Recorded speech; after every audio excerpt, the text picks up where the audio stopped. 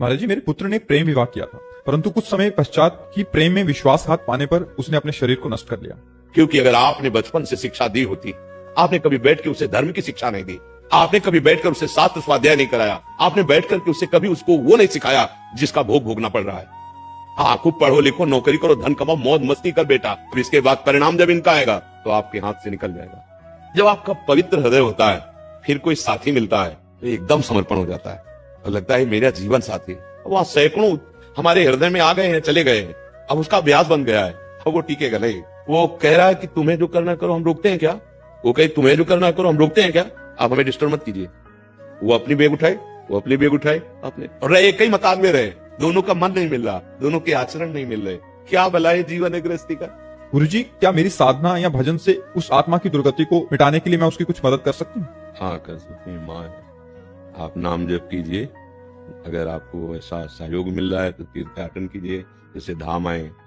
और यहाँ अगर आपके पास अर्थव्यवस्था है, कुछ पशु पक्षियों को कोई जैसे बैठे रहते हैं, कुछ खवा पिला दिया, और वो सारा पुण्य भाव से भगवान को समर्पित कीजिए और भगवान से प्रार्थना कीजिए कि जो जीवात्मा हमारे पुत्र के रूप में आया था उसका मंगल हो, उसको सुख पहुंचे, तो जरूर लाभ मिलेगा। उनकी मानसिकता ऐसी बन गई है कि ये अगर ज्यादा भक्ति करेगा तो हमें छोड़ के अच्छा, ज्यादा भक्ति का मतलब हम कह रहे हैं दिखावे क्यों करो?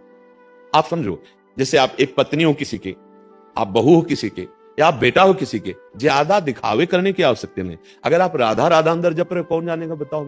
आपको 10 मिनट, वो कह रहे घंटा 2 घंटा कर लो, अरे बहुत बड़ी कृपा कर दी।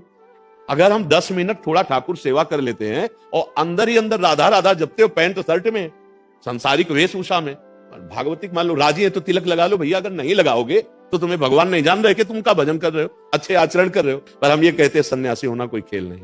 ऐसे कभी कोई कदम बढ़ा भी मत देना, क्योंकि उसके लिए जो चाहिए वो जब होगा तभी साधुता सफल होती है।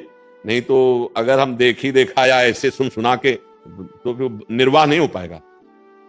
जब 4 दिन भोजन नहीं मिलेगा और अंदर विकार और ऊपर से गाली, तब यही लगेगा नहीं चलना इस मार्ग में, है ले? और जो ये देख के होते हैं कि बड़ी सुविधा बड़ा है, वो कोई साधुता है क्या यार?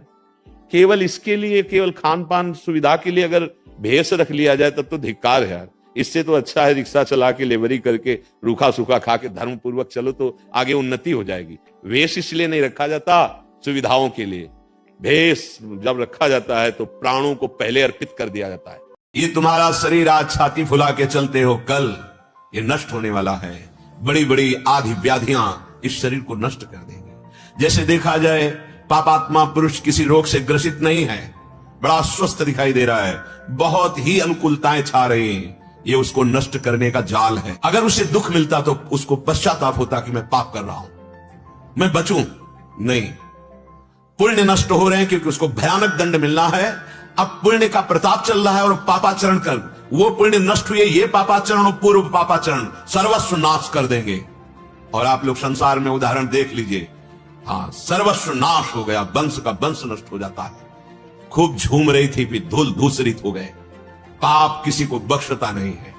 ऐसा ना देखो कि वो पाप कर रहा है, उसको कोई जुकाम बुखार नहीं, कोई उसके ऊपर बाधा नहीं, बड़ा सुख पूर्वक। हाँ, वो सुख जो भोग रहा है बहुत जल्दी दुख भोगवाना है उसको, क्योंकि उसके पुण्य नष्ट हो जाए।